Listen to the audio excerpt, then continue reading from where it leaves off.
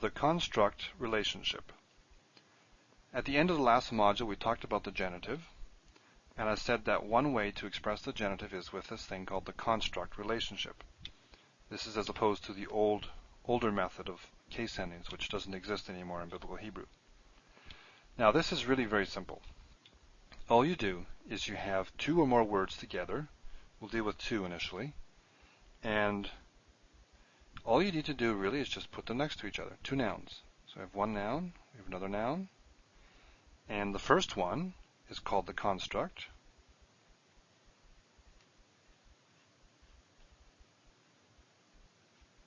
That's a U there.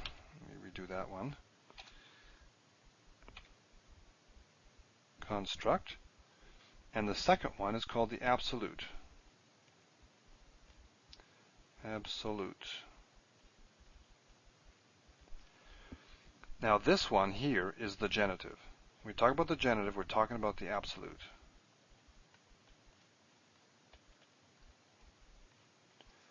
And remember, a genitive is a word, is a way for one word to describe or qualify another in some way. And what's happening here is that this is the genitive, and it will describe or qualify the construct.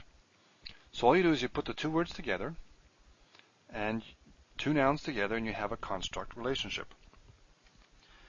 Now, let me give an example of this here. We have Sus HaMelech. So if you saw this in a sentence, you'd say, okay, horse, king.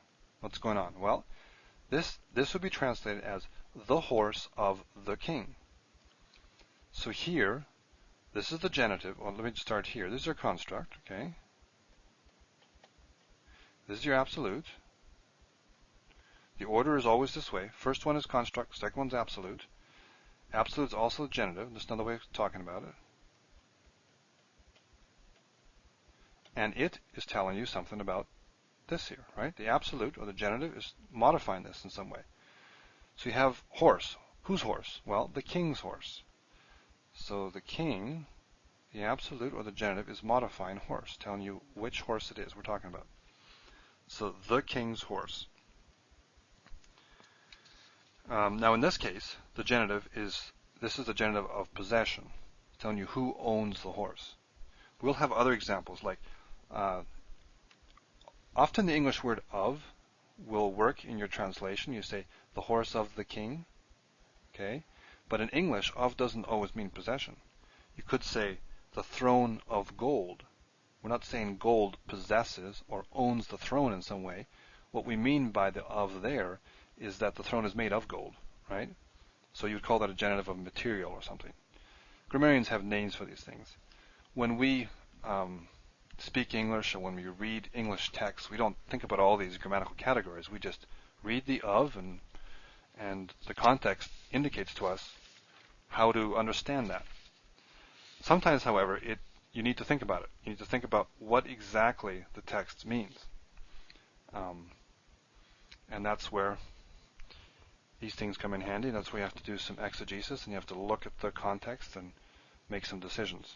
And these are classical cases in certainly in Greek. Love of God. Is that God loving, or is that us loving in a godly sort of way?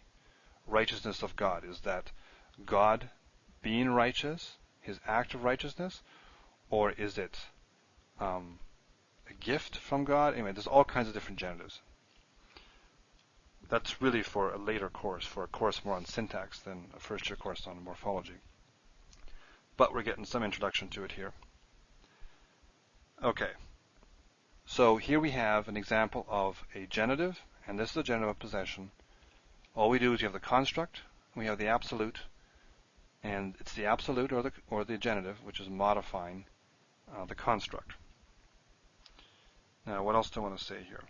Oh yes, when you have, let me just put down a dummy word, pretend that's a Hebrew word. There's another one here. If you have, this is your construct, this is your absolute, it's always in this order. When you put them together, they are so much a unit that the stress goes this way. And because of that, you will sometimes get changes here. Often you'll get changes here, and there are two types. You can change the ending, or you can change the vowels wherever they happen to fall in here. So we have changes to endings. That's one thing, and we have changes to vowels. Now sometimes, there's an S. Let's change that.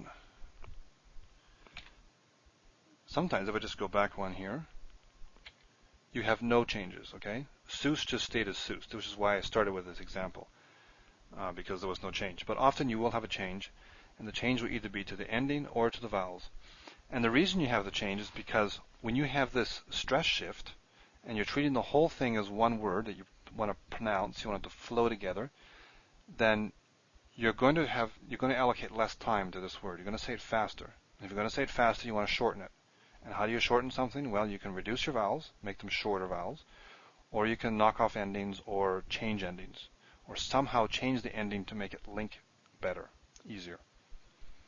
So we'll see that in a construct. The construct will change. The absolute does not change, okay? It is absolutely firm. Just remember it that way. So what we'll deal with in the next module are changes to the endings, and the module after that will deal with changes to the vowels.